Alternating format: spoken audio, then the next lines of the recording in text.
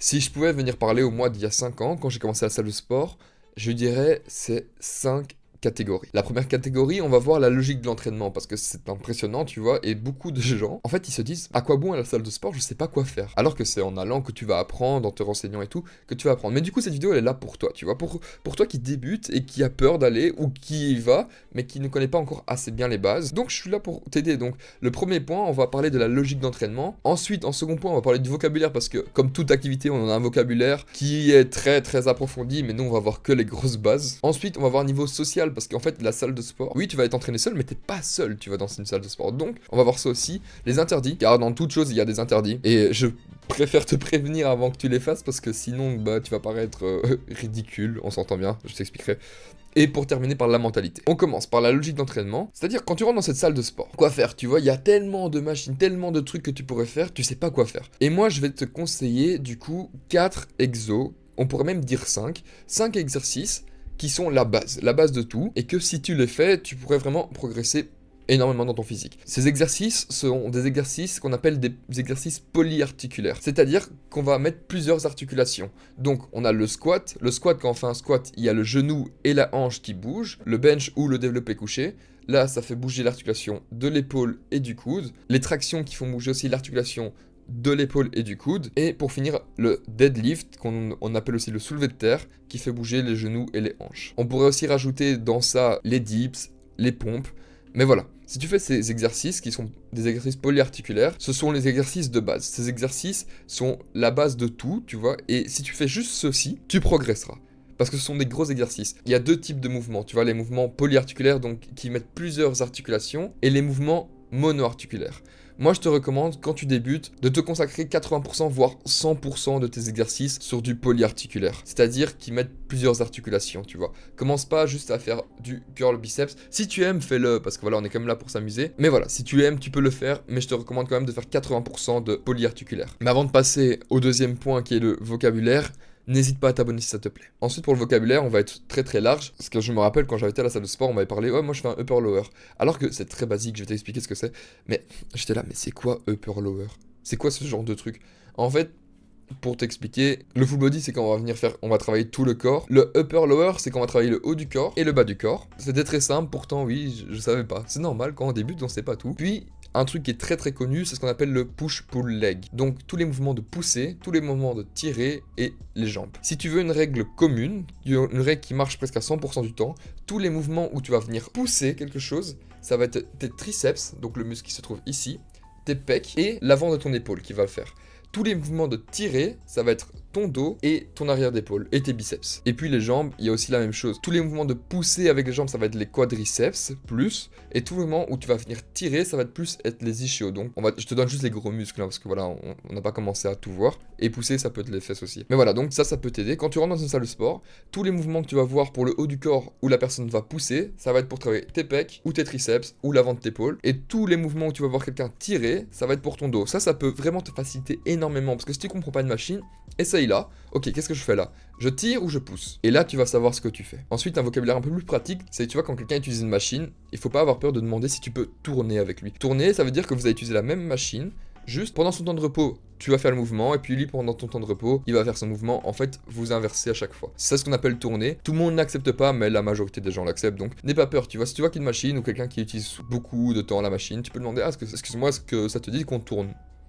Voilà. Ensuite, un autre vocabulaire qui est très important en salle de sport, c'est spotter. Une personne qui spot, ça va être un spotter. Ça veut dire que c'est que quelqu'un va venir t'aider à faire le mouvement ou qui va être là pour sécuriser le mouvement. Imaginons que tu es au développé couché, tu prends une barre, tu dis bon, je vais essayer de mettre lourd et tout, mais voilà, on sait jamais si j'y arrive pas. Donc tu peux aller demander à quelqu'un, excuse-moi, ça te dirait de me spot. C'est-à-dire qu'il sera là pour t'aider au cas où tu arrives pas à la fin de ton mouvement. Il sera là pour prendre la barre, puis par la suite tu vas un peu plus peaufiner comment tu aimes que quelqu'un te spot, comment tu aimes que quelqu'un t'aide. Mais voilà, spotter, ça veut dire ça. Ça c'est très important parce que beaucoup de gens en parlent à la salle de sport. Et ça c'est un truc qui arrive très régulièrement parce que oui, le côté social, qui est du coup le troisième point, est important. il faut pas avoir peur de demander de l'aide à quelqu'un. Et si tu vois quelqu'un faire un truc que t'as envie de faire, un truc stylé, genre le muscle up et tout, tu dois pas avoir peur d'aller lui demander. La majorité des gens sont super contents d'expliquer, ouais, moi j'arrive à faire ça et tout, tu vois. Donc, n'aie pas peur de demander un mouvement. Si tu vois quelqu'un crédible et tout, tu vois, n'aie pas peur d'aller lui demander, est-ce que je fais bien mon mouvement, est-ce que ça te dirait de regarder vite fait. Par contre, à l'intérieur de toi, garde toujours un esprit critique. Va pas commencer à critiquer les conseils qu'il te donne parce que c'est toi qui lui as demandé, mais garde toujours ton esprit critique et va toujours te renseigner par la suite, tu vois, est-ce que ce conseil qu'il m'a dit est bon ou pas. Ensuite, les gros interdits.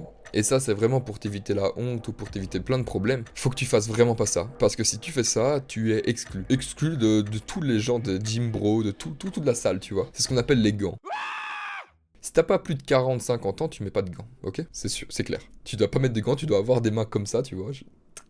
Il faut pas que tu mettes des gants, parce que ça le fait pas, tu vois. Ça le fait pas, c'est genre, c'est l'interdit. C'est l'interdit de la salle de sport, c'est les gants. Même si t'as mal aux mains, au début, ouais, ça fait mal, au début, ouais, tu vas les ouvrir, mais après, voilà, hein, t'auras des belles mains comme ça, tu vois. Faut pas que tu fasses ça. Et surtout, si tu combines ça avec faire les bras, si tu mets des gants et que tu fais que les bras tous les jours qu'on te voit à la salle de sport. Ok, cette vidéo est bien pour toi parce que voilà, je vais pas juger, mais voilà. Ne mets pas de gants parce que tu dois avoir un meilleur grip, tu dois entraîner aussi tes mains, voilà, ta peau des mains doit être aussi entraînée, et puis voilà, t'es pas fragile non plus. Désolé à ceux qui mettent les gants, aucune offense.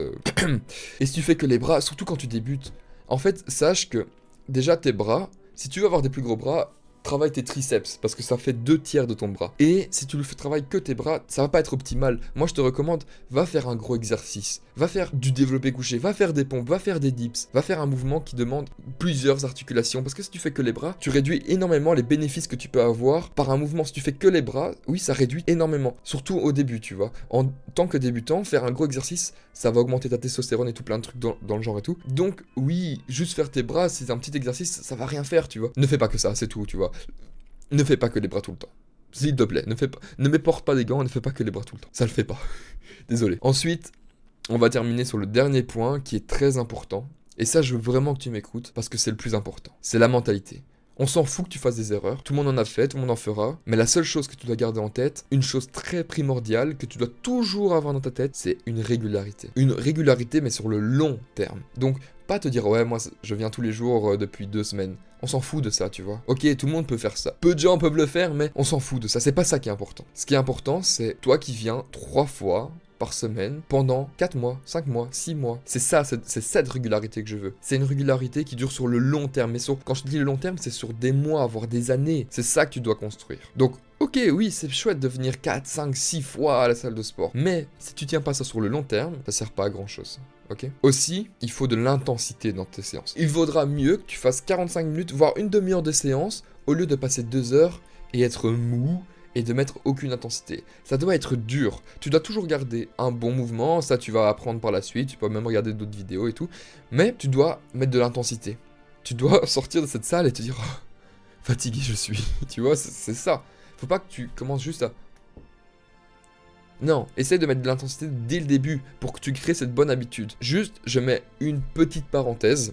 Si c'est les toutes premières fois que tu viens à la salle, mais vraiment, si c'est la première semaine, voire la deuxième semaine, après commence à mettre de l'intensité, mais pour la première, deuxième semaine, je te conseille de mettre un peu moins d'intensité, toujours garder un tout petit peu d'intensité parce que c'est important pour plusieurs choses que je vais pas détailler, mais de quand même de spam un peu le mouvement pour commencer à l'apprendre un peu plus, tu vois. Les premières semaines, tu dois vraiment matraquer ce mouvement, donc quitte à en faire un peu plus pour apprendre ce mouvement et pour qu'il devienne une seconde nature pour toi. Ces 5 piliers, ces 5 choses sont très basiques, j'espère que tu as pu les comprendre parce que ça... c'est un peu le 80% de la salle de sport. Si tu sais ça, donc quand tu y vas, tu vas privilégier des gros exercices, que tu sais que tous les exercices de pousser vont tes triceps, tes épaules, l'avant d'épaule et des pecs, et que tous les exercices de tirer, ça va être le dos, tes biceps, que pour les jambes, on a la même chose. Si tu veux des meilleurs quadriceps, donc l'avant de ta jambe, tu vas venir pousser.